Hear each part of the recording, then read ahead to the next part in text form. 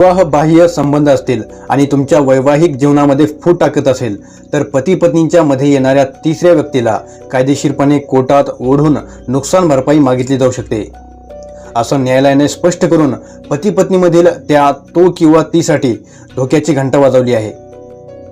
तो असो किंवा ती असो, कोर्टात नुकसान भरपाई द्यावी लागेल. तिघांच्या प्रायव्हन्सीचा आदर करत मी त्यांचं नाव घेत नाही, पण झालं असं की एका जोडप्याचं 2012 मध्ये लग्न झालं. 2018 मध्ये त्यांना जुळी मुलं झाली आणि सर्व काही सुरळीत चाललं होतं. पण 2021 मध्ये लग्नाच्या 9 वर्षानंतर पतीच्या व्यवसायात एक दुसरी महिला सहभागी झाली. दोघे जवळ आले, कामानिमित्त परदेशात दौरे करू लागले आणि शेवटी सार्वजनिक ठिकाणी एकत्रित फिरू लागले. यामुळे त्या दोघांच्या वैवाहिक जीवनामध्ये तणाव निर्माण झाला. पतीने घटस्फोटासाठी अर्ज केला आणि पत्नीने त्या दुसऱ्या महिलेविरुद्ध सिव्हिल खटला दाखल केला. भावनिक आणि वैवाहिक नुकसानासाठी नुकसान भरपाई मागितली. तर मित्रांनो, आतापर्यंत असं होतं की पती पत्नीमधील विवाद असतील तर लोक फॅमिली कोर्टात जाऊन कायदेशीर लढाई लढत होते. यातही अनेक प्रकरणं ही विवाह बाह्य संबंधाचीच असायची.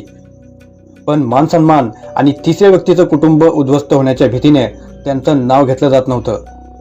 पण या महिलेने त्या तिसऱ्या व्यक्तीला म्हणजेच त्या दुसऱ्या महिलेला कोर्टात ओढलं. कदाचित त्या महिलेने ठरवलं की जर तिसऱ्या व्यक्तीमुळे माझं आयुष्य उद्ध्वस्त होत असेल तर त्या तिसऱ्या व्यक्तीचा मानसन्मान आणि घराबद्दल काय विचार करायचा.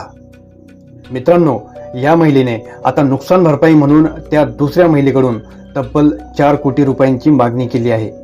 22 सप्टेंबर 2025 रोजी दिल्ली उच्च न्यायालयाने हा खटला स्वीकारला.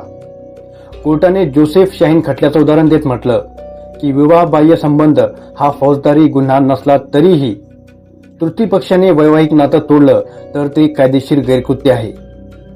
विवाहात हस्तक्षेप करणारी व्यक्ती भावनिक नुकसानासाठी जबाबदार ठरू शकते आणि कोर्टात नुकसान भरपाई मागता येऊ शकते. हायकोर्टाने हा खटला प्रथमदर्शी म्हणजेच प्रायमा फेसी वैध मानला आणि तृतीय पक्षाला नोटीस पाठवली.